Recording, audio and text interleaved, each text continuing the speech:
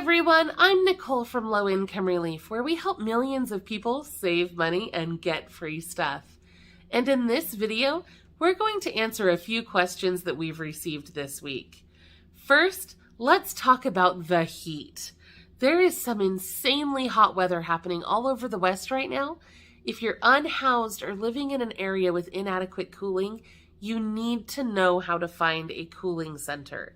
Cooling centers are designed to help people stay cool during periods of extreme heat, and these centers often offer comfortable places to relax and charge your electronic devices. They often offer free water, restrooms, medical attention, and sometimes even referrals to social services. You can usually find your local cooling center by calling 211 or by contacting your local community action agency, Salvation Army, or Department of Social or Human Services. Your utility company often knows where they are as well. Please do not stay in a dangerous space. Reach out and find relief in your local communities during this hot weather. I am very concerned about your safety, so please watch for an upcoming video about free and cheap ways to stay cool without air conditioning and other videos that will have helpful resources for you. Second, I owe all of you an apology. It was brought to my attention this week that one of our contributors submitted some false information in one of their articles. I've corrected the information, and that particular contributor is no longer working with Low Income Relief. Our fact-checking team is reviewing all of their submissions. So incidentally, we are now looking for a new weekly contributor.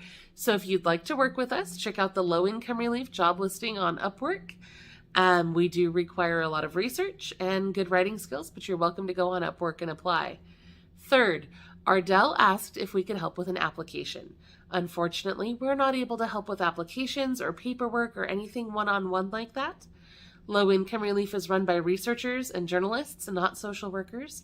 So we are just an information service, and I'm sorry that we can't do more to help you, but we are doing everything that we can. Fourth, Dreama asked if pandemic SNAP benefits are over. As far as I'm aware, PEBT benefits will continue until the end of September. The federal law also increased general food stamps allotments by 15% through the end of September. But many states have kind of done their own thing during the pandemic. Many states have temporarily increased regular food stamps. Some have made everybody get the maximum amount for their household size, regardless of income. Other states have done other things, and unfortunately, all of those things are very state-specific, and I don't have a list of those end dates available to me at this time. Based on what I gathered this week from the Center for Budget and Policy Priorities, about 19 states have ended their pandemic response in May, and more are expected to end their programs this month.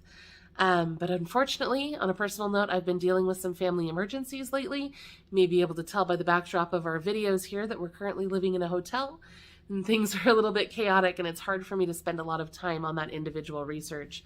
So for now, you'll need to check with your state agency in charge of food stamps to figure out what's going on with your state-specific benefits.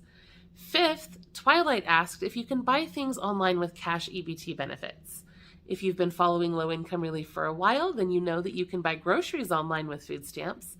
But we haven't really talked about the cash part very much.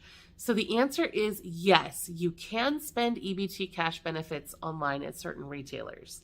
For example, Walmart will accept EBT payments in 44 states, and when you're checking out, you can choose whether to use EBT food benefits or EBT cash benefits. You can also choose whether you want to pick up the items at the store or have them delivered to you in many states.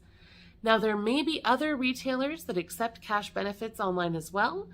I forwarded that request to our research team, and they're currently working on creating a list. Sixth,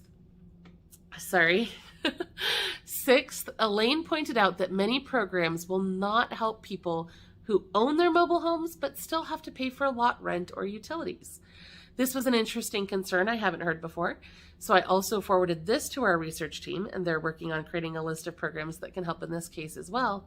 But in the meantime, I wanted to tell you a few things that I learned during my preliminary research. First, the Emergency Rental Assistance Program may be able to assist with lot rent. The Maine State Housing Authority has stated on their website that the program can cover lot rent and mobile home rent, but not park fees. Since this program is administered locally, this information may vary depending on what state you live in. Second, HUD has authorized public housing authorities to use housing vouchers to help cover lot rent for mobile homeowners. This is a special housing type, so each PHA can choose whether or not to offer it, but it is something worth looking into. Also, as far as I can tell, LIHEAP also helps mobile homeowners with utility bills and weatherization services, even if they own their own homes but pay lot rent. So that's worth looking into as well.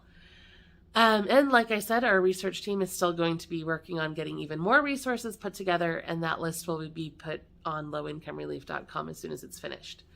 So finally, I'm sure that some of you have wondered why we don't take questions live during these videos.